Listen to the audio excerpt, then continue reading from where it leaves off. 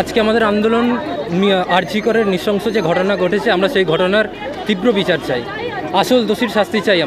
আমরা চাই পাবলিক জানুক, পাবলিক আমাদের সাথে থাকুক।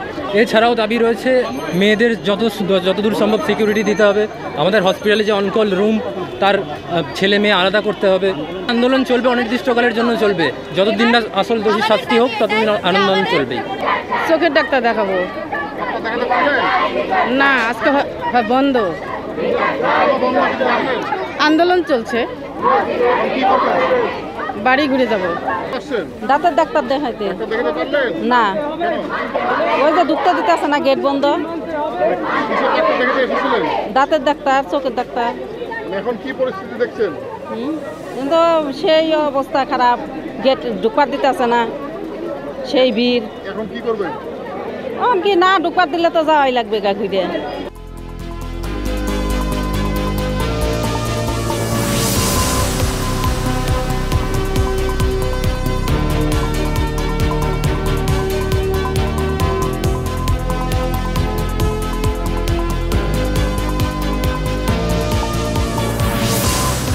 আপাতত এমার্জেন্সিটাই চলছে, আর সব সমগ্র পরিষেবা বন্ধ আছে।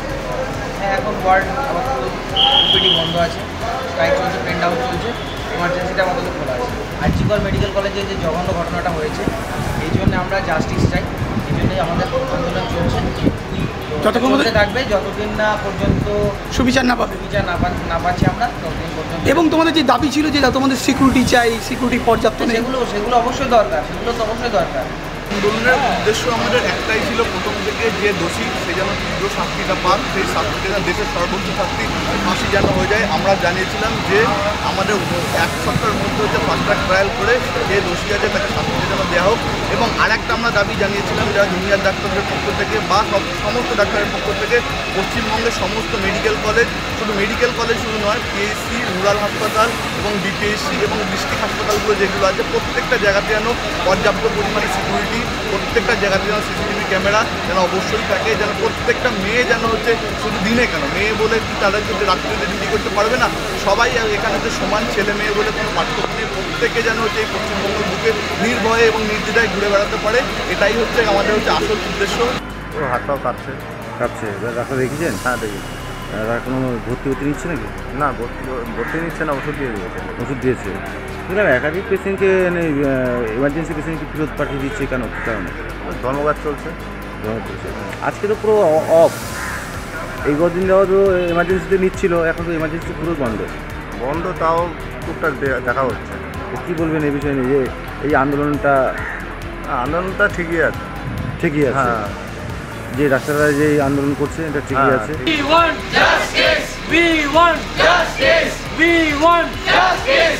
যে জঘন্য হত্যাকাণ্ড হয়েছে, নারকীয় হত্যাকাণ্ড, তার নিন্দার কোনো ভাষা নেই।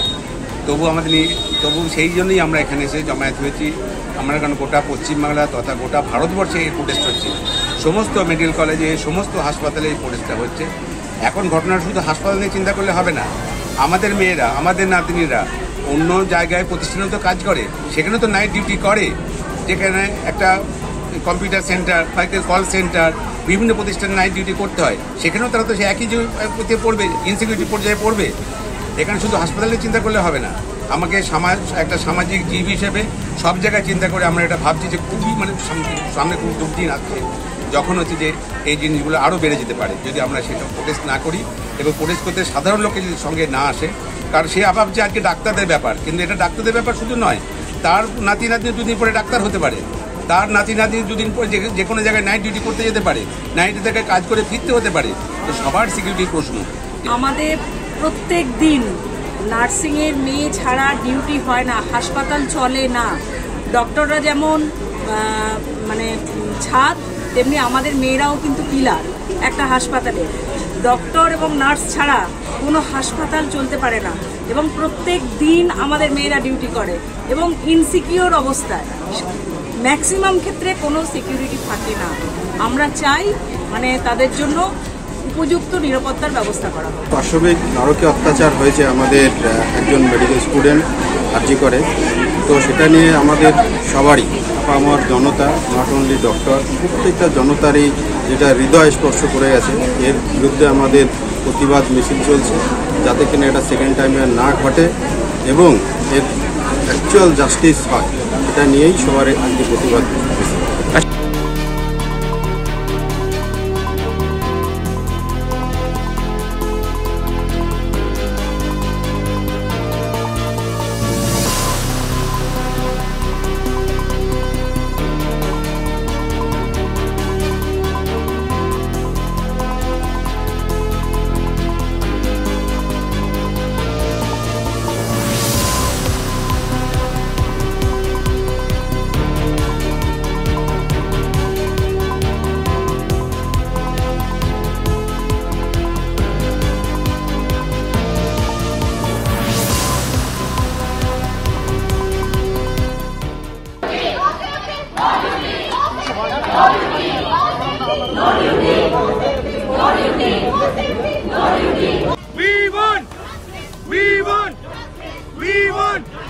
We won!